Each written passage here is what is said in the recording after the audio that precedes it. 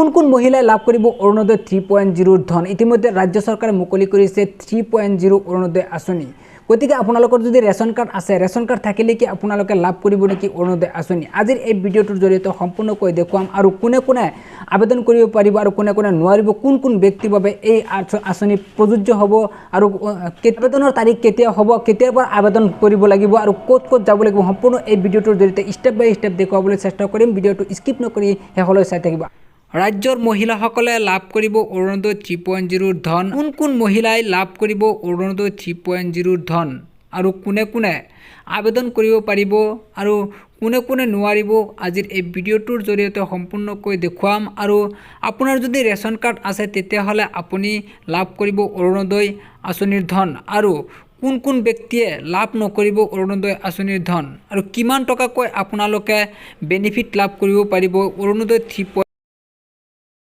হয়, আপুনি ইয়াত দেখা পাইছে যে স্কিম নেম অৰুণোদয় 3.0 স্কিম। টো অসমতহে প্ৰযোজ্য হয়, বাহিৰত নহয়। অৰুণোদয় 3.0 ইতিমধ্যে মুকলি কৰিছে আৰু হিমন্ত বিশ্ব শৰ্মা ডাঙৰীয়া মুখ্যমন্ত্ৰীয়ে মুকলি কৰিছে। কেটাগৰীটো স্কিম ফৰ ওমেন, এইটো মহিলাসকলৰ বাবেহে প্ৰযোজ্য হ'ব, বেলেগে ইয়াৰ বাবে আবেদন কৰিব নোৱাৰে বা বেলেগে নাপায়।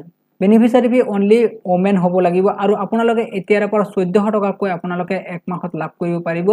এক্সট্ৰা আপোনালোকৰ 150 টকা আপোনালোকৰ বেনিফিট হিচাপে আপোনালোকক বঢ়াই দিছে। এডিশ্যনেল হিচাপে আপোনালোকে এতিয়াৰ পৰা 1400 টকাকৈ আপোনালোকে লাভ কৰিব পাৰিব। আপোনালোকৰ এপ্লিকেশ্যন মোডটো আপোনালোকৰ অফলাইনে হয়। অৰুণোদয় আবেদন কৰিবলৈ হ'লে আপোনালোকৰ পঞ্চায়তত যোগাযোগ কৰি আপুনি অৰুণোদয়ৰ বাবে আবেদন কৰিব পাৰিব আৰু এপ্লিকেশ্যন ষ্টাৰ্ট ফৰ্ম আপোনালোকৰ হৈ গৈছে 19 ছেপ্টেম্বৰৰ পৰা। আপোনালোকে এপ্লিকেশ্যন আবেদন কৰিবলৈ হ'লে আপুনি যোগাযোগ কৰি পঞ্চায়ত কাৰ্যালয়ত যোগাযোগ কৰি আপোনালোকে সম্পূৰ্ণ ডকুমেণ্ট জমা দি পেলাই আপোনালোকে যদি ইলিজিবল হয় তেতিয়াহ'লে আপুনি নিশ্চয় আপোনালোকে লাভ কৰিব অৰুণোদয় আঁচনিৰ ধন। ইয়াৰ বাবে আপোনালোকে ইয়াত দেখা পাইছে যে এক্সট্ৰা 150 টকা আপোনাৰ বঢ়াই দিয়া হৈছে। আগতে 1250 টকা পাইছিলে বা 1250 টকা পাইছিলে, এতিয়া আপোনালোকে লাভ কৰিব 1400 টকাকৈ। আপোনালোকে প্ৰতি মাহতে 1400 টকাকৈ লাভ কৰিব পাৰিব।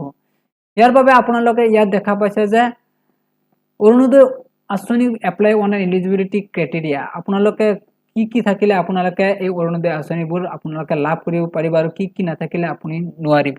গতিকে আপোনালোকে সম্পূৰ্ণ ইয়াত দেখা পাইছে এপ্লিকেশ্যন শুড বি পাৰ্মানেণ্ট, অসমৰ হ'ব লাগিব আৰু 2 লাখৰ তলত আপোনালোকৰ ইনকাম হ'ব লাগিব বছৰি।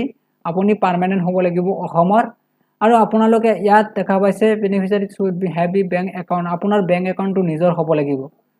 আৰু আপোনালোকে ইয়াত দেখা পাইছে যে আপোনাৰ বিধৱা মহিলাসকলেহে অৰুণোদয় আঁচনিৰ বাবে প্ৰযোজ্য হয় আৰু বয়সীয়াল বা ৰোগীসকল বা বিকলাংগ এনেধৰণৰ ব্যক্তিহে অৰুণোদয় আঁচনিৰ বাবে প্ৰযোজ্য হয়। এনেধৰণৰ ব্যক্তিৰ বাবেহে আঁচনি লাভ কৰিব পাৰিব। আৰু যিসকল কি লাগিব, আধাৰ কাৰ্ডটো লাগিব, পান কাৰ্ড লাগিব আৰু ডমিচিয়েল চাৰ্টিফিকেটটো নাই তেতিয়াহ'লে ইনকাম চাৰ্টিফিকেট লাগিব, বেংক পাছবুক লাগিব, বেংক পাছবুকটো লাগিব আৰু mobile number, passport size photo আৰু ৰেচন কাৰ্ডটো আপোনালোকৰ কম্পালসৰি।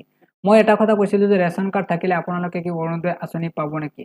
আচলতে ৰেচন কাৰ্ড থাকিলে আপোনালোকে অৰুণোদয় আঁচনি নাপায়, কাৰণ আপোনালোকৰ ৰেচন কাৰ্ড থাকিলেই নহ'ব, ইয়াৰ ভিতৰত আপোনালোকে হ'ব লাগিব, এলিজিবল হ'ব লাগিব। আপুনি বিধৱা হ'ব লাগিব বা আপোনাৰ ৰোগীয়া হ'ব লাগিব, 45 বছৰৰ ওপৰৰ ব্যক্তি হ'ব লাগিব, আপুনি বৃদ্ধ মহিলা হ'ব লাগিব। এনেধৰণৰ ব্যক্তিৰ বাবেহে এই আঁচনি প্ৰযোজ্য হ'ব। গতিকে আপোনালোকৰ ৰেচন কাৰ্ড থাকিলে যে আপুনি লাভ কৰিব অৰুণোদয় আঁচনি হেনো কোনো কথা নহয়। ইয়াৰ বাবে আপোনালোকে ইয়াত দেখা পাইছে যে অসম অৰুণোদয় আঁচনি এপ্লাই অনলাইনত কেতিয়াও এনেদৰে নহয়। আপোনালোকে পঞ্চায়তত অফলাইনত ডকুমেণ্টছসমূহ জমা দিব লাগিব আৰু আপোনালোকে জমা দি পেলাই আপোনালোকে লাভ কৰিব পাৰিব 3.0 অৰুণোদয় আঁচনিৰ ধন। এতিয়াৰ পৰা আপোনালোকে 1400 টকাকৈ আপোনালোকে লাভ কৰিব পাৰিব। তো বন্ধুসকল, ভিডিঅ'টো কেনেকুৱা লাগিছে? যদি ভাল লাগিছে এটা লাইক কৰি শ্বেয়াৰ কৰি দিব।